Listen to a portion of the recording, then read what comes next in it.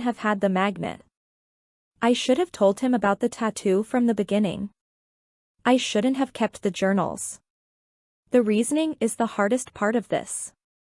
It eats at me, little by little, wearing down the strength my hatred lends to me. The reasoning forces me to imagine our future together, and how there are things I could do to prevent that type of anger. I'll never betray him again. I'll never keep secrets from him again. I'll never give him reason to react that way again. We'll both just have to work harder from now on. For better, for worse, right? I know these are the things that once went through my mother's head. But the difference between the two of us is that she had more to worry about. She didn't have the financial stability that I have. She didn't have the resources to leave and give me what she thought was a decent shelter. She didn't want to take me away from my father when I was used to living with both parents. I have a feeling reasoning really kicked her ass a time or two. I can't even begin to process the thought that I'm having a child with this man. There is a human being inside of me that we created together. And no matter which option I choose, whether I choose to stay or choose to leave, either are choices I would wish upon my child. To grow up in a broken home or an abusive one. I've already failed this baby in life, and I've only known about his or her existence for a single day. Ellen, I wish you could write back to me. I wish that you could say something funny to me right now, because my heart needs it. I have never felt this alone. This broken. This angry. This hurt. People on the outside of situations like these often wonder why the woman goes back to the abuser. I read somewhere once that 85% of women return to abusive situations. That was before I realized I was in one, and when I heard that statistic, I thought it was because the women were stupid. I thought it was because they were weak. I thought these things about my own mother more than once. But sometimes the reason women go back is simply because they're in love. I love my husband, Ellen. I love so many things about him. I wish cutting my feelings off for the person who hurt me was as easy as I used to think it would be. Preventing your heart from forgiving someone you love is actually a hell of a lot harder than simply forgiving them. I'm a statistic now. The things I've thought about women like me are now what others would think of me if they knew my current situation. How could she love him after what he did to her? How could she contemplate taking him back? It's sad that those are the first thoughts that run through our minds when someone is abused. Shouldn't there be more distaste in our mouths for the abusers than for those who continue to love the abusers? I think of all the people who have been in this situation before me. Everyone who will be in this situation after me. Do we all repeat the same words in our heads in the days after experiencing abuse at the hands of those who love us? From this day forward, for better, for worse, for richer, for poorer, in sickness and health, until death do us part.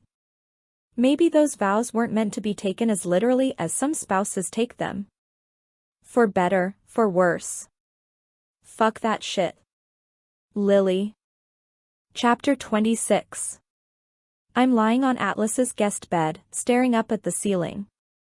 It's a normal bed. Really comfortable, actually. But it feels like I'm on a water bed. Or maybe a raft, adrift at sea. And I scale over these huge waves, each of them carrying something different. Some are waves of sadness. Some are waves of anger. Some are waves of tears. Some are waves of sleep. Occasionally, I'll place my hands on my stomach and a tiny wave of love will come. I have no idea how I can already love something so much, but I do. I think about whether or not it'll be a boy or a girl and what I'll name it. I wonder if it will look like me or Ryle. And then another wave of anger will come and crash down on that tiny wave of love. I feel robbed of the joy a mother should have when she finds out she's pregnant. I feel like Ryle took that from me last night, and it's just one more thing I have to hate him for. Hatred is exhausting. I force myself off the bed and into the shower. I've been in my room most of the day. Atlas returned home several hours ago, and I heard him open the door at one point to check on me, but I pretended to be asleep. I feel awkward being here. Atlas is the very reason Ryle was angry at me last night, yet he's the one I ran to when I needed help. Being here fills me with guilt. Maybe even a little bit of shame, as though my calling Atlas lends credibility to Ryle's anger. But there's literally nowhere I can go right now. I need a couple of days to process things, and if I go to a hotel, Ryle could track the credit card charge and find me. He'd be able to find me at my mother's, at Alyssa's, at Lucy's. He's even met Devin a couple of times and would more than likely go there, too. I can't see him tracking down Atlas, though. Yet. I'm sure if I go a week avoiding his calls and texts, he'll look everywhere he can possibly look to find me.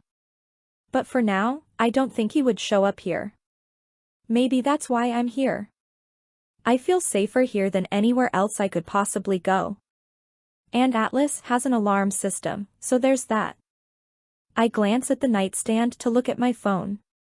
I skip over all the missed texts from Ryle and open the one from Alyssa. Alyssa, hey, Aunt Lily. They're sending us home tonight. Come see us tomorrow when you get home from work. She sent a picture of her and Riley, and it makes me smile. Then cry. Damn these emotions. I wait until my eyes are dry again before I walk into the living room. Atlas is sitting at his kitchen table, working on his laptop. When he looks up at me, he smiles and closes it. Hey. I force a smile and then look in the kitchen. Do you have anything to eat? Atlas stands up quickly. Yeah, he says. Yeah, sit down. I'll get something ready for you. I take a seat on the couch as he works his way around the kitchen. The television is on, but it's muted. I unmute it and click on the DVR. He has a few shows recorded, but the one that catches my eye is the Ellen DeGeneres show. I smile and click on the most recent unwatched episode and hit play. Atlas brings me a bowl of pasta and a glass of ice water. He glances at the TV and then sits down next to me on the couch. For the next 3 hours, we watch a full week's worth of episodes. I laugh out loud 6 times.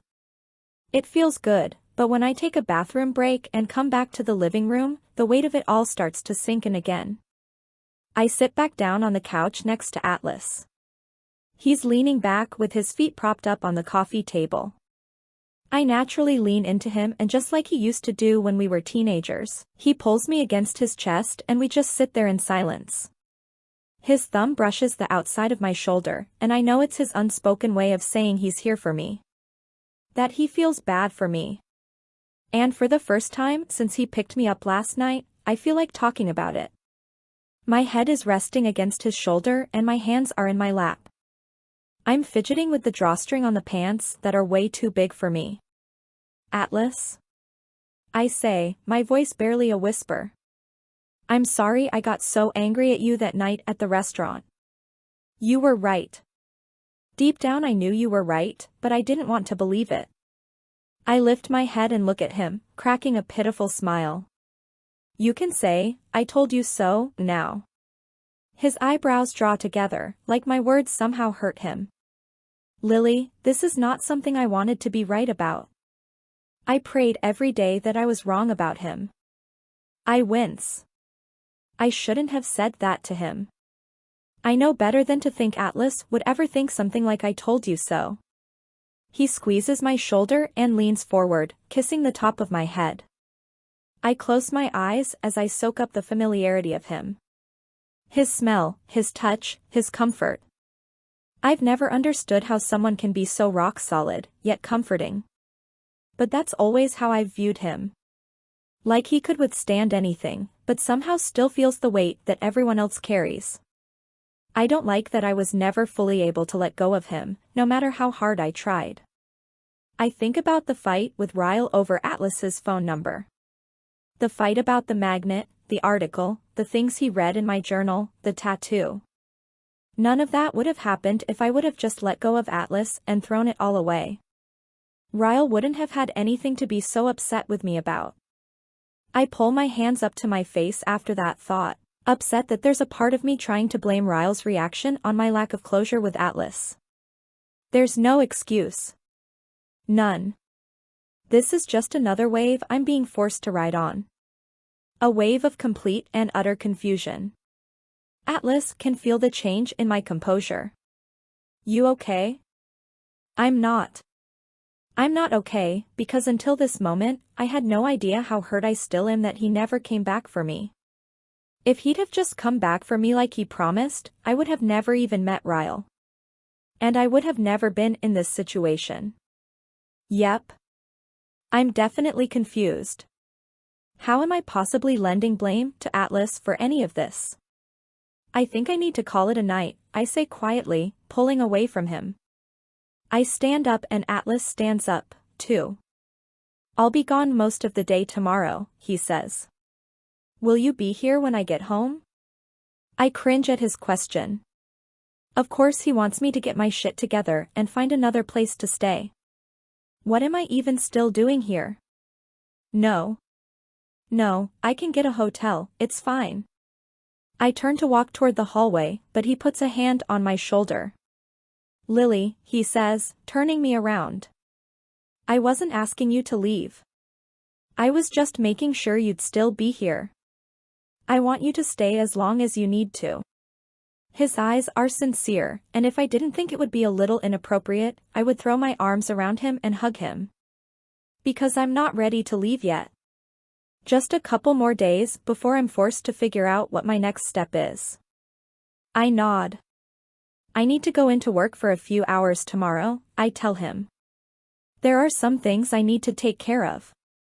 But if you really don't mind, I'd like to stay here for a few more days.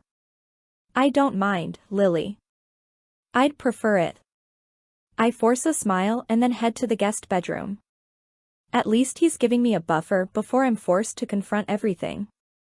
As much as his presence in my life confuses me right now, I've never been more thankful for him.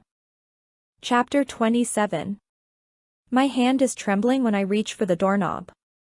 I've never once been scared to walk into my own business before, but I've also never been this on edge. The building is dark when I enter it, so I flip on the lights, holding my breath.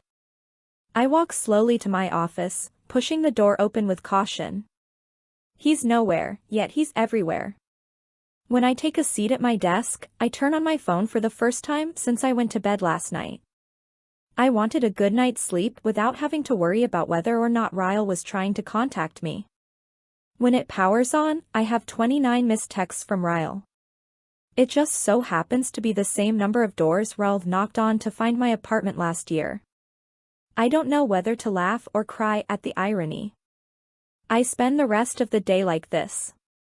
Glancing over my shoulder, looking up at the door every time it opens. I wonder if he's ruined me. If the fear of him will ever leave me. Half a day goes by without a single phone call from him while I catch up on paperwork. Alyssa calls me after lunch and I can tell by her voice that she has no idea about the fight Ryle and I had. I let her talk about the baby for a while before I pretend I have a customer and hang up. I plan on leaving when Lucy returns from her lunch break. She has half an hour left.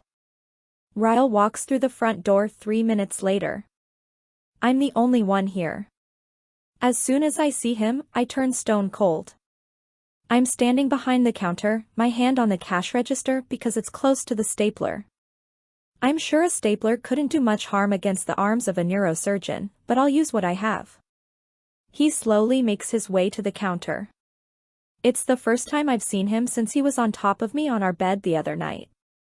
My whole body is immediately taken back to that moment, and I'm engulfed in the same level of emotions as I was in that moment.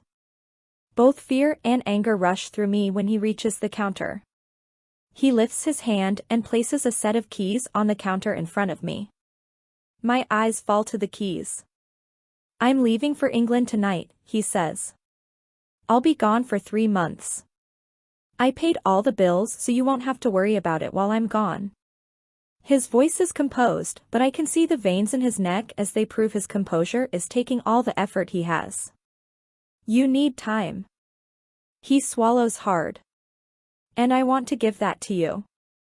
He grimaces and pushes the keys to my apartment toward me.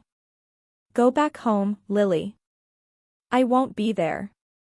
I promise. He turns and begins walking toward the door.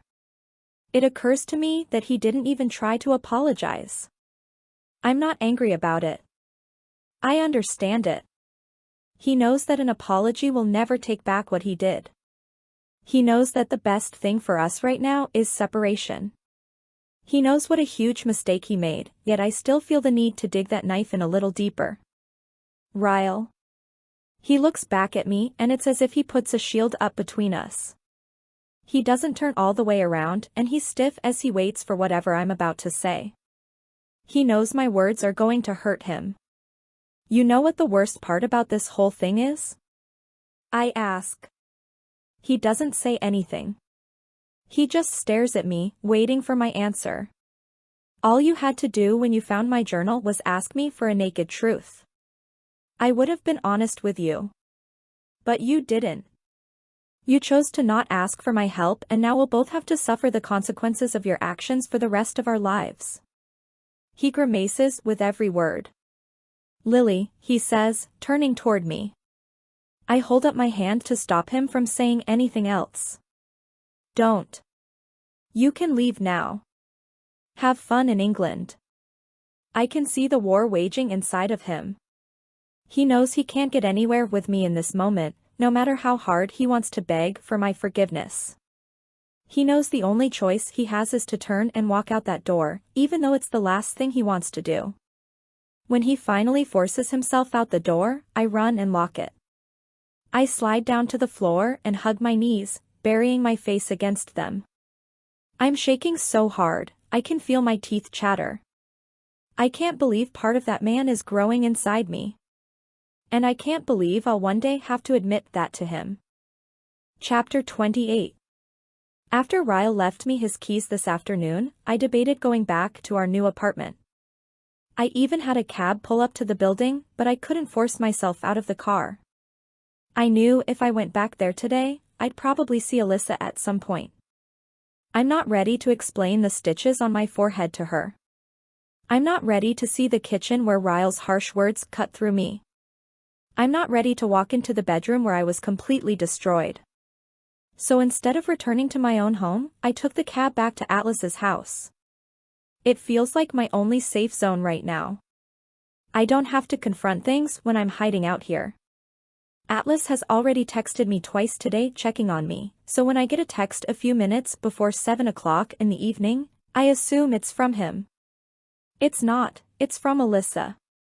Alyssa, you home from work yet? Come up and visit us, I'm already bored. My heart sinks when I read her text. She has no idea what happened between me and Ryle. I wonder if Ryle even told her he left for England today. My thumb types and erases and types some more as I try to come up with a good excuse as to why I'm not there. I can't. I'm in the emergency room. Hit my head on that shelf in the storage room at work. Getting stitches. I hate that I lied to her, but it'll save me from having to explain the cut and also why I'm not home right now. Alyssa. Oh no. Are you alone? Marshall can come sit with you since Ryle is gone. Okay, so she knows Ryle left for England. That's good. And she thinks we're fine. This is good.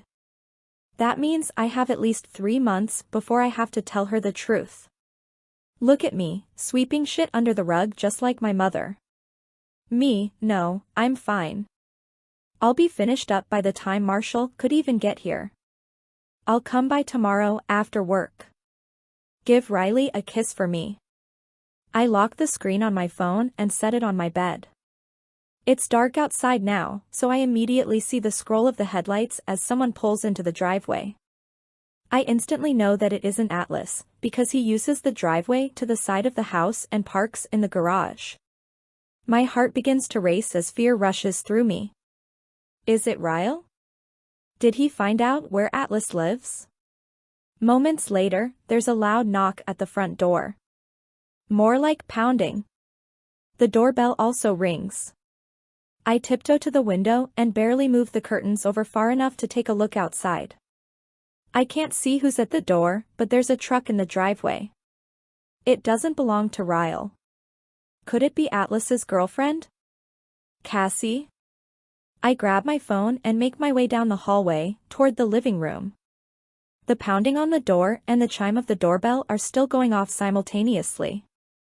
Whoever is at the door is being ridiculously impatient. If it is Cassie, I already find her extremely annoying. Atlas, a guy yells.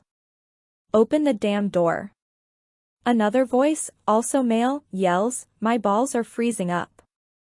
They're raisins, man, open the door. Before I open the door and let them know Atlas isn't home, I text him, hoping he's about to pull in the driveway and deal with this himself. Me, where are you? There are 2 men at your front door and I have no idea if I should let them in. I wait through more presses of the doorbell and more pounding, but Atlas doesn't immediately text me back. I finally walk to the door and leave the chain bolted, but unlock the deadbolt and open the door a few inches. One of the guys is tall, about 6 feet or so. Despite the youthful look to his face, his hair is salt and pepper. Black with a little bit of gray sprinkled in. The other one is shorter by a few inches, with sandy brown hair and a baby face. They both look to be in their late 20s, maybe early 30s.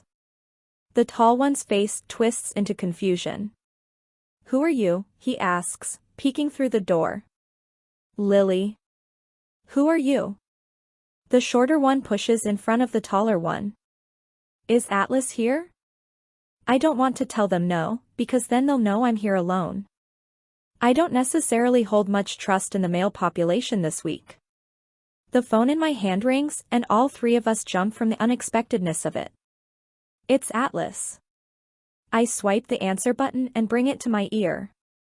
Hello? It's fine, Lily, they're just friends of mine. I forgot it was Friday, we always play poker on Fridays. I'll call them now and tell them to leave. I look back at the 2 of them and they're just standing there, watching me. I feel bad that Atlas feels like he has to cancel his plans just because I'm crashing at his house. I shut the door and unlock the deadbolt, then open the door again, motioning them inside. It's fine, Atlas. You don't have to cancel your plans. I was about to go to bed anyway. No, I'm on my way. I'll have them leave. I still have the phone pressed to my ear when the 2 men enter the living room. See you soon, I say to Atlas and then end the call. The next few seconds are awkward as the guys assess me and I assess them. What are your names? I'm Darren, the tall one says. Brad, the shorter one says. Lily, I say to them, even though I already told them my name. Atlas will be here soon. I move to close the door and they seem to relax a little. Darren heads into the kitchen and helps himself to Atlas's refrigerator. Brad takes off his jacket and hangs it up. Do you know how to play poker, Lily? I shrug. It's been a few years, but I used to play with friends in college. Both of them walk toward the dining room table. What happened to your head? Darren asks as he takes a seat. He asks it so casually, like it doesn't even cross his mind that it might be a sensitive subject. I don't know why I have an urge to give him the naked truth. Maybe I just want to see how someone will react when they find out my own husband did this to me. My husband happened. We got into a fight 2 nights ago and he headbutted me. Atlas took me to the emergency room. They gave me 6 stitches and told me I was pregnant.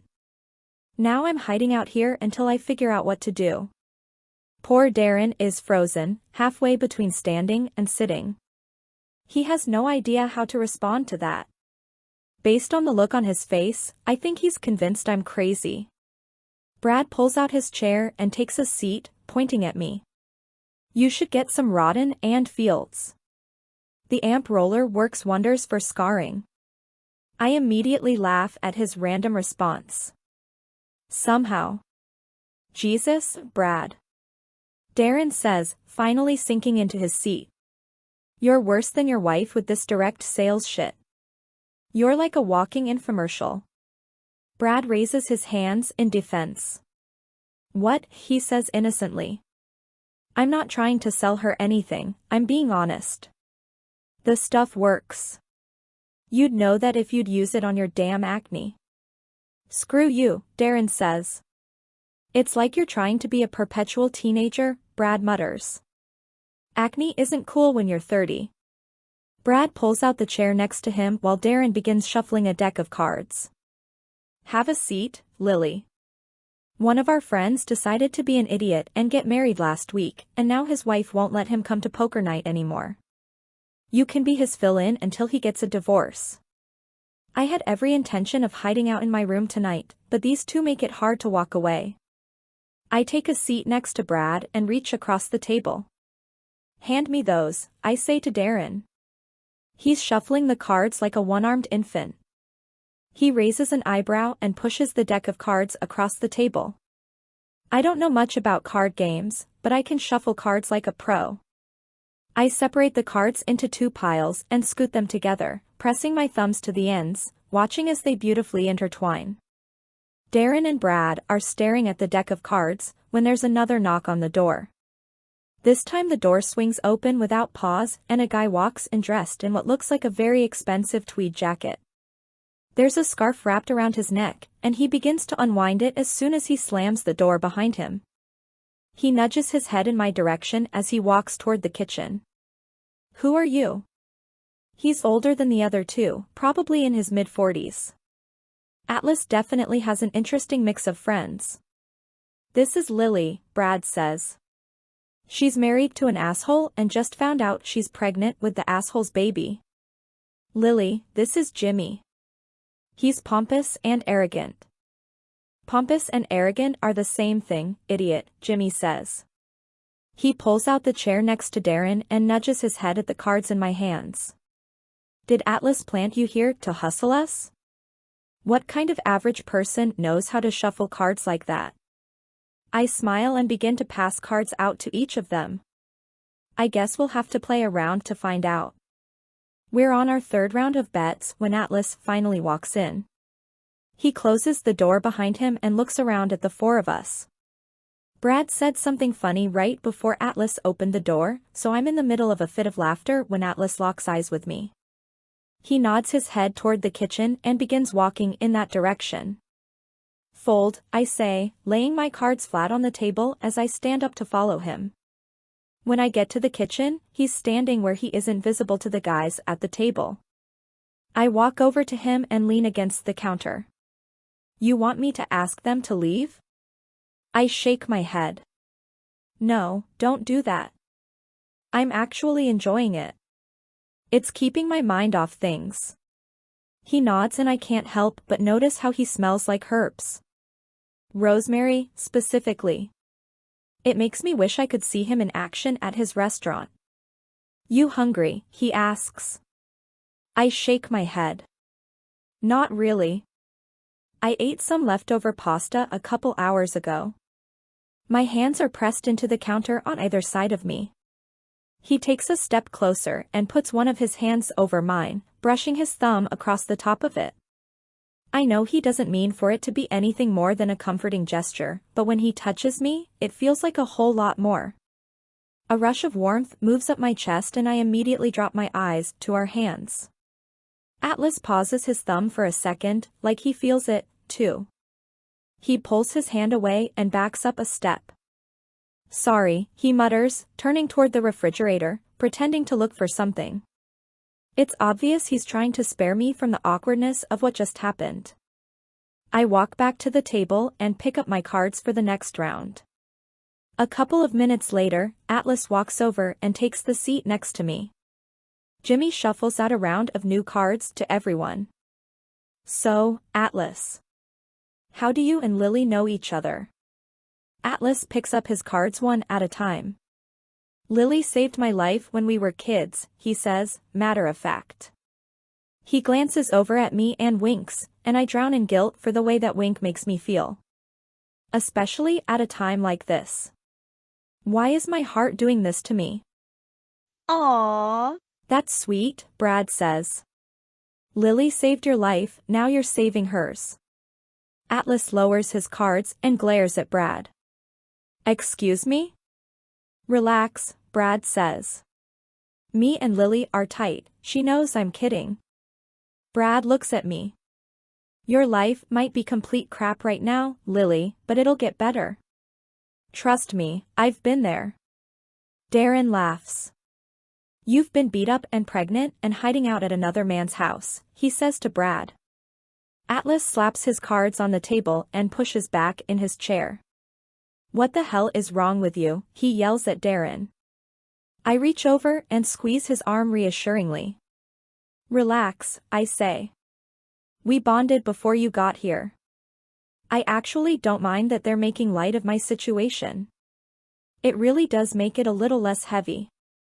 He runs a frustrated hand through his hair, shaking his head. I'm so confused, he says. You were alone with them for 10 minutes. I laugh. You can learn a lot about someone in 10 minutes. I try to redirect the conversation. So how do you all know each other? Darren leans forward and points at himself. I'm the sous chef at Bibs. He points at Brad. He's the dishwasher. For now, Brad interjects. I'm working my way up. What about you? I say to Jimmy. He smirks and says, take a guess. Based on the way he dresses and the fact that he's been called arrogant and pompous, I'd have to assume. Maitre d'? Atlas laughs. Jimmy actually works in valet. I glance back at Jimmy and raise an eyebrow. He tosses 3 poker chips down and says, it's true. I park cars for tips. Don't let him fool you, Atlas says. He works in valet, but only because he's so rich he gets bored. I smile. It reminds me of Alyssa. I have an employee like that. Only works because she's bored. She's actually the best employee I have. Damn straight, Jimmy mutters. I take a look at my cards when it's my turn and toss in the 3 poker chips. Atlas's phone rings and he pulls it out of his pocket. I'm raising the pot with another chip when he excuses himself from the table to take the call. Fold, Brad says, slapping his cards on the table. I'm watching the hallway. Atlas just disappeared down in a hurry. It makes me wonder if he's talking to Cassie, or if there's someone else in his life. I know what he does for a living. I know he has at least 3 friends. I just know nothing about his love life. Darren lays his cards on the table. 4 of a kind. I lay down my straight flush and reach forward for all the poker chips as Darren groans. So does Cassie not usually come to poker night? I ask, fishing for more information on Atlas. Information I'm too scared to ask him myself. Cassie? Brad says. I stack my winnings up in front of me and nod. Isn't that his girlfriend's name? Darren laughs. Atlas doesn't have a girlfriend. I've known him for 2 years and he's never mentioned anyone named Cassie. He begins passing out new cards, but I'm trying to absorb the information he just gave me. I pick up my first 2 cards when Atlas walks back into the room. Hey, Atlas, Jimmy says. Who the hell is Cassie and how come we've never heard you talk about her? Oh, shit. I'm completely mortified. I tighten my grip around the cards in my hands and try to avoid looking up at Atlas, but the room grows so quiet, it would be more obvious if I didn't look at him. He's staring at Jimmy. Jimmy is staring at him. Brad and Darren are staring at me. Atlas folds his lips together for a moment and then says, there is no Cassie. His eyes meet mine, but only for a brief second. But in that brief second, I can see it written all over his face. There never was a Cassie. He lied to me. Atlas clears his throat and then says, listen, guys. I should have canceled tonight. This week has been he rubs his hand over his mouth and Jimmy stands up. He squeezes Atlas on the shoulder and says, next week. My place. Atlas nods appreciatively. The 3 of them begin to gather their cards and poker chips. Brad pries my cards from my fingers apologetically because I'm unable to move as I clutch them tightly. It was lovely meeting you, Lily, Brad says. I somehow find the strength to smile and stand up. I give them all hugs. Goodbye. And after the front door closes behind them, it's just me and Atlas in the room. And no Cassie. Cassie's never even been in this room because Cassie doesn't exist. What the hell? Atlas hasn't moved from his spot near the table. Neither have I. He's standing firm with his arms folded across his chest. His head is slightly tilted down, but his eyes are boring into me from across the table. Why would he lie to me? Ryle and I weren't even an official couple yet when I ran into Atlas at that restaurant the first time. Hell, if Atlas had given me any reason to believe there was a chance between us that night, I know without a doubt that I would have chosen him over Ryle. I barely even knew Ryle at that point. But Atlas didn't say anything. He lied to me and told me he'd been in a relationship for an entire year. Why? Why would he do that unless he didn't want me to think I had a chance with him? Maybe I've been wrong all this time. Maybe he never even loved me to begin with and he knew that inventing this Cassie person would keep me away from him for good. Yet, here I am. Crashing at his house. Interacting with his friends. Eating his food. Using his shower. I can feel the tears begin to sting my eyes and the last thing I want is to stand in front of him and cry right now. I walk around the table and rush past him. I don't make it far when he grabs my hand. Wait. I stop, still facing the other direction. Talk to me, Lily. He's right behind me now, his hand still wrapped around mine. I pull it away from him and walk to the other side of the living room. I spin and face him just as the first tear rolls down my cheek. Why did you never come back for me? He looked prepared for anything to come out of my mouth other than the words I just spoke to him.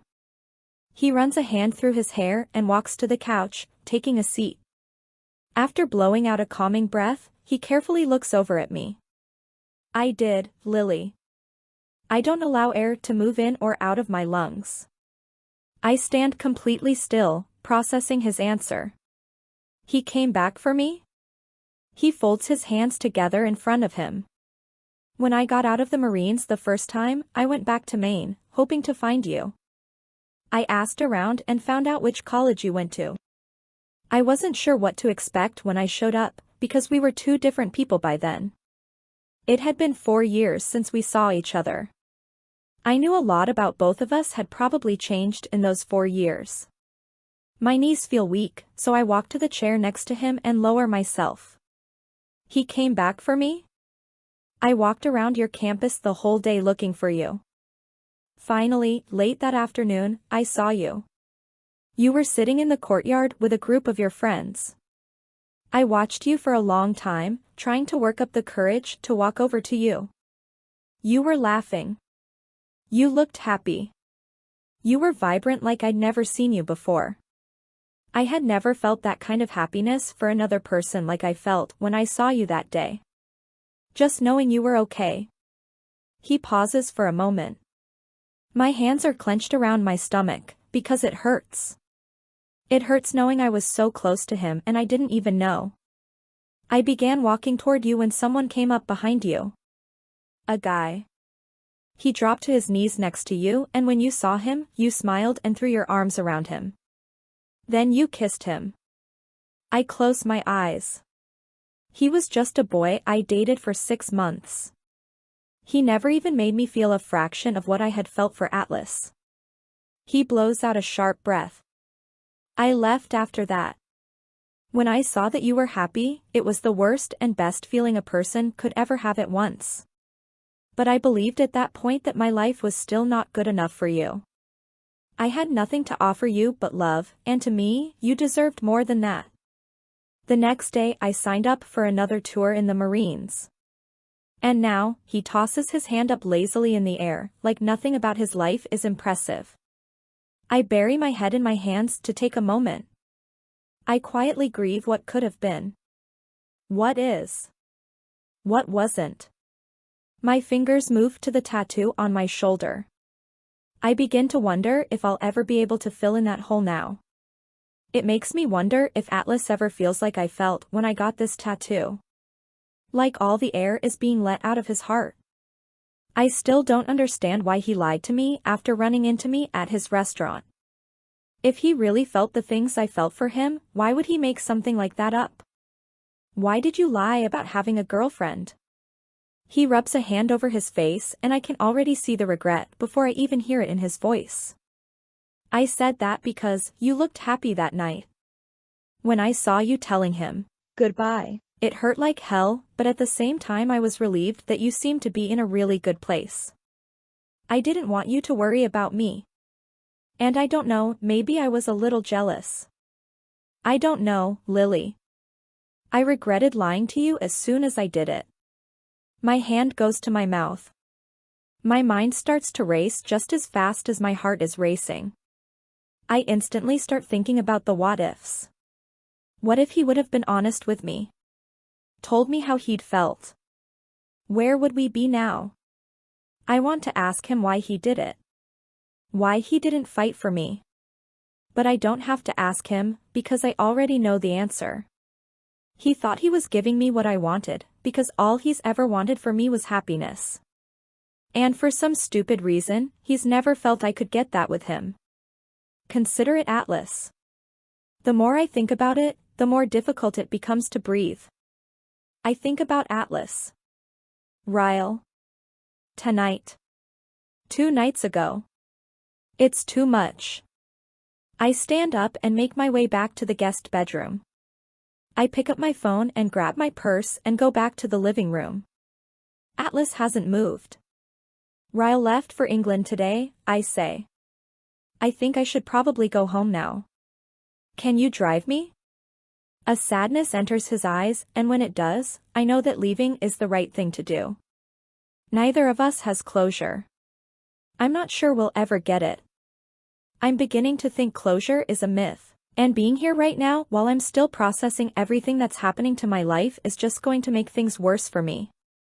I have to eliminate as much confusion as possible, and right now, my feelings for Atlas top the list of most confusing.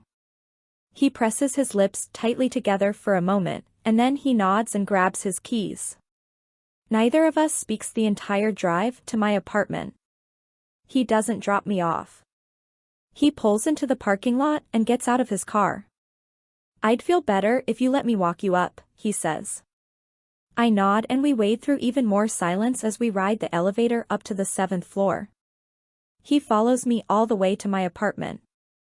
I fly around in my purse for the keys and don't even realize my hands are shaking until my third failed attempt to open the door. Atlas calmly takes the keys from me and I step aside as he opens the door for me. Do you want me to make sure no one's here? He asks. I nod. I know Ryle isn't here because he's on his way to England, but I'm honestly still a little scared to walk into the apartment by myself. Atlas walks in before me and flips on the lights. He continues walking through the apartment, flipping on all the lights and walking into each of the rooms. When he makes it back to the living room, he slides his hands in his jacket pockets. He takes a deep breath and then says, I don't know what happens next, Lily. He does. He knows. He just doesn't want it to happen, because we both know how much it hurts to say goodbye to each other. I look away from him because seeing the look on his face right now cuts straight to my heart. I fold my arms over my chest and stare at the floor. I have a lot to work through, Atlas. A lot. And I'm scared I won't be able to do it with you in my life. I lift my eyes back to his. I hope you don't take offense to that, because if anything, it's a compliment. He regards me silently for a moment, not at all surprised by what I'm saying. But I can see there's so much he wants to say. There's a lot I wish I could say to him, too, but we both know discussing the two of us isn't appropriate at this point. I'm married. I'm pregnant with another man's baby. And he's standing in the living room of an apartment that another man bought for me. I'd say these aren't very good conditions in which to bring up all the things we should have said to each other a long time ago. He looks at the door momentarily as if he's trying to decide to leave or speak. I can see the twitch in his jaw right before he locks eyes with me. If you ever need me, I want you to call me, he says. But only if it's an emergency. I'm not capable of being casual with you, Lily. I'm taken aback by his words, but only momentarily. As much as I wasn't expecting him to admit it, he's absolutely right. Since the day we met, there has been nothing casual about our relationship. It's either all in or not in at all. That's why he separated ties when he left for the military. He knew that a casual friendship would never work between us. It would have been too painful. Apparently, that hasn't changed. Goodbye, Atlas. Saying those words again tears me up almost as much as the first time I had to say them. He winces and then turns and walks to the door like he can't leave fast enough. When the door closes behind him, I walk over and lock it, then press my head against it. 2 days ago, I was asking myself how my life could possibly get any better. Today I'm asking myself how it could possibly get any worse. I jump back with the sudden knock at the door. It's only been 10 seconds since he walked out, so I know it's Atlas. I unlock it and open it and I'm suddenly pressed against something soft. Atlas's arms wrap tightly around me, desperately, and his lips are pressed against the side of my head. I squeeze my eyes shut and finally let the tears fall. I've cried so many tears for Ryle over the past 2 days, I have no idea how I still have any left for Atlas. But I do, because they're falling down my cheeks like rain. Lily, he whispers, still holding me tightly. I know this is the last thing you need to hear right now. But I have to say it because I've walked away from you too many times without saying what I really want to say.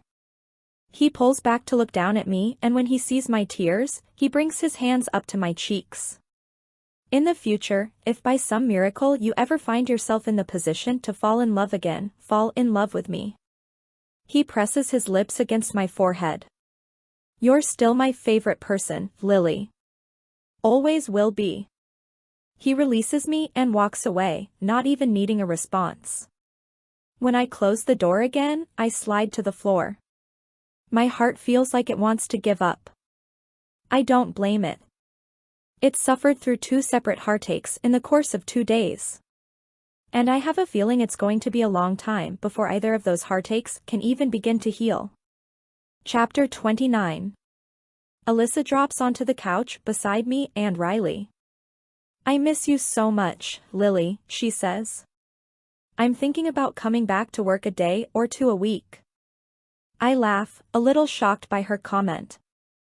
I live downstairs and I visit almost every day. How can you possibly miss me? She pouts as she pulls her legs up beneath her. Fine, it's not you I miss.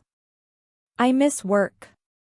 And sometimes I just want out of this house. It's been 6 weeks since she had Riley, so I'm sure she would be cleared to come back to work. But I honestly didn't think she'd even want to come back now that she has Riley. I bend forward and give Riley a kiss on her nose. Would you bring Riley with you? Alyssa shakes her head. No, you keep me too busy for that. Marshall can watch her while I work. You mean you don't have people for that? Marshall is passing through the living room when he hears me say that. Shush, Lily. Don't speak like a rich girl in front of my daughter. Blasphemy. I laugh. That's why I come over here a few nights a week, because it's the only time I laugh. It's been 6 weeks since Ryle left for England, and no one knows what happened between us.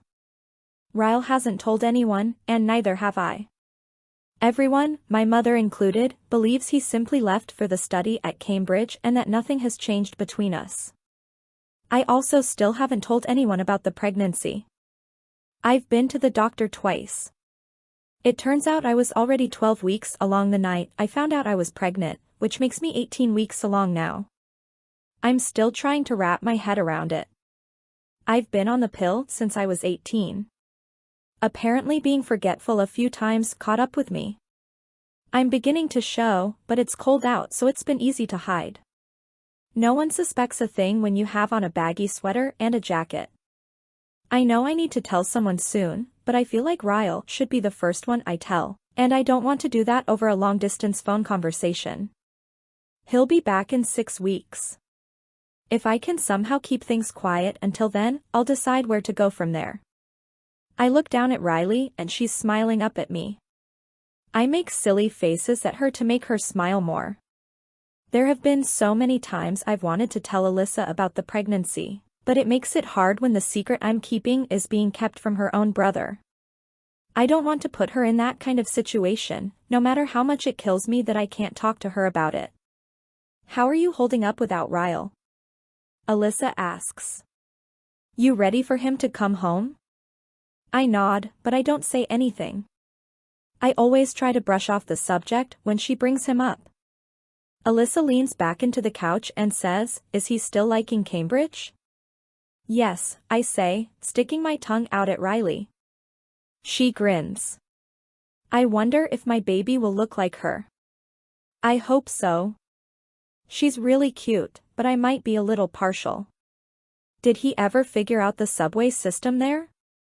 Alyssa laughs. I swear, every time I talk to him, he's lost. He can't figure out whether to take the A line or the B line. Yeah, I tell her.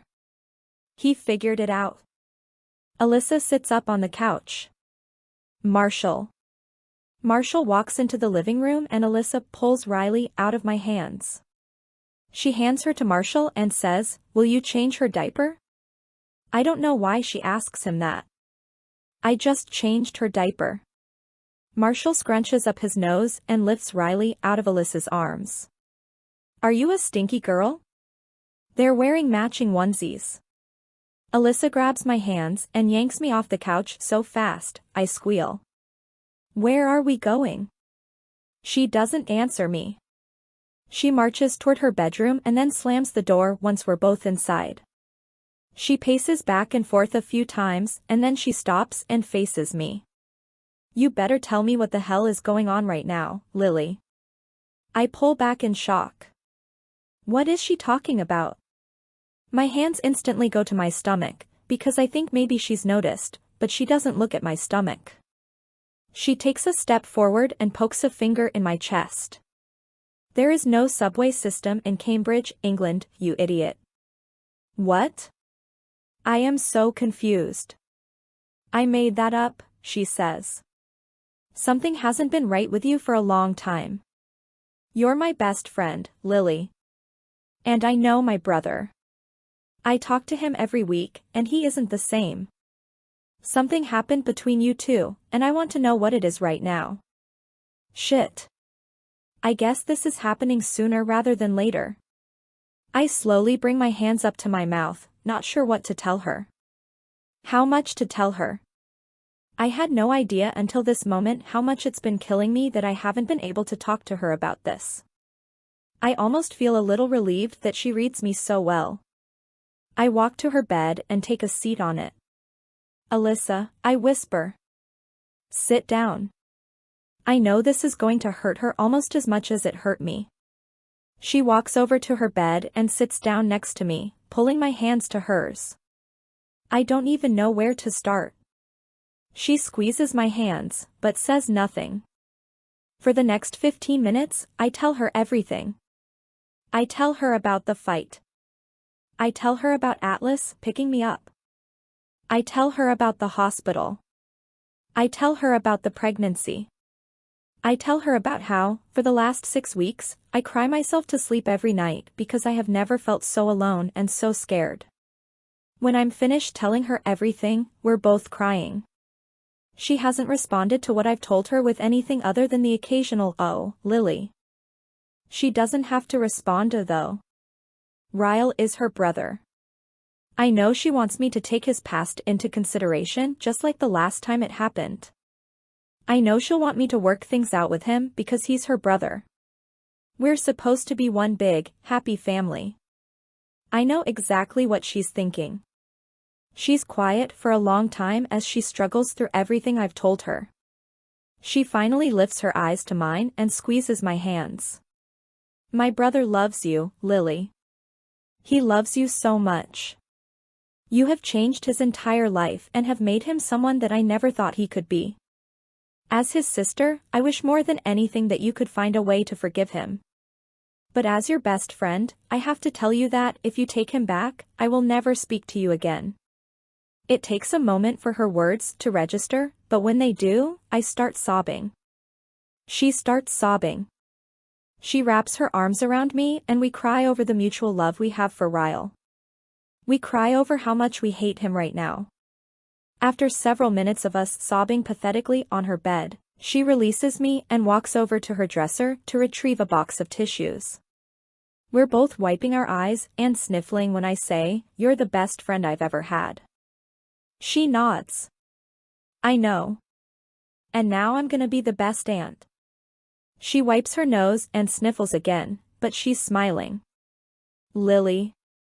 You're having a baby. She says it with excitement, and it's the first moment I've been able to share any sense of joy over my pregnancy. I hate to say it, but I noticed you put on weight. I thought you were just depressed and eating a lot since Ryle left. She walks to the back of her closet and starts pulling things out for me. I have so many maternity clothes to give you. We start going through clothes and she pulls down a suitcase and opens it. She begins to throw things toward the suitcase until it starts to overflow. I could never wear these, I tell her, holding up a shirt that still has the tag on it. They're all designer. I'll get them dirty. She laughs and shoves them into the suitcase anyway. I won't need them back. If I get pregnant again, I'll just have my people buy me more. She pulls a shirt off a hanger and hands it to me. Here, try this one on. I take my shirt off and then pull the maternity shirt over my head. When I get it into place, I look in the mirror. I look pregnant. Like you can't hide this shit pregnant. She puts a hand on my stomach and stares in the mirror with me. Have you found out if it's a boy or a girl? I shake my head. I don't really want to know. I hope it's a girl, she says. Our daughters can be besties. Lily? We both spin around to find Marshall standing in the doorway. His eyes are on my stomach. On Alyssa's hand still on my stomach. He tilts his head. He points at me. You, he says, confused. Lily, do you realize you're pregnant? Alyssa calmly walks to the door and puts her hand on the doorknob. There are some things you are never, ever to repeat if you want to keep me as your wife.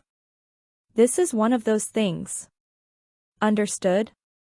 Marshall raises his eyebrows and takes a step back. Yes. Okay. Got it. Lily is not pregnant.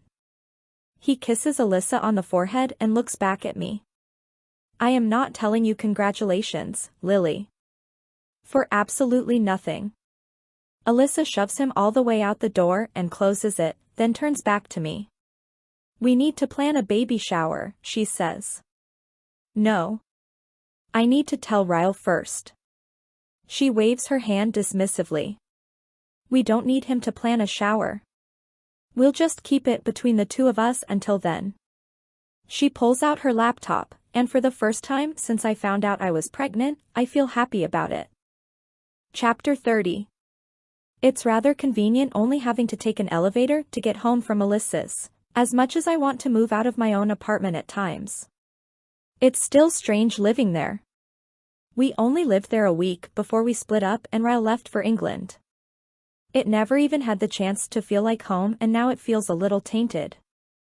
I haven't even been able to sleep in our bedroom since that night, so I've been sleeping in the guest room on my old bed. Alyssa and Marshall are still the only ones who know about the pregnancy. It's only been 2 weeks since I told them, which makes me 20 weeks along now. I know I should tell my mother, but Ryle will be back in a few weeks. I feel like I should tell him first before anyone else finds out. If I could just somehow hide my baby bump from her until he gets back to the States. I should probably just accept the fact that I'm more than likely going to have to call him and tell him long distance. I haven't seen my mother face to face in 2 weeks. It's the longest we've gone without seeing each other since she moved to Boston, so if something doesn't happen soon she'll show up at my front door when I'm not prepared. I swear my stomach has doubled in size these last 2 weeks alone. If someone sees me who knows me well, it'll be impossible to hide. So far, no one at the floral shop has asked about it. I think I'm still on the cusp of, is she pregnant? Or just chubby? I start to unlock the door to my apartment, but it begins to open from the other side. Before I can pull the jacket over to hide my stomach from whoever is on the other side of the door, Ryle's eyes land on me. I'm wearing one of the shirts Alyssa gave me, and it's kind of impossible to hide the fact that I'm wearing a maternity shirt when he's staring right at it. Ryle. Ryle is here. My heart begins to smash against the walls of my chest.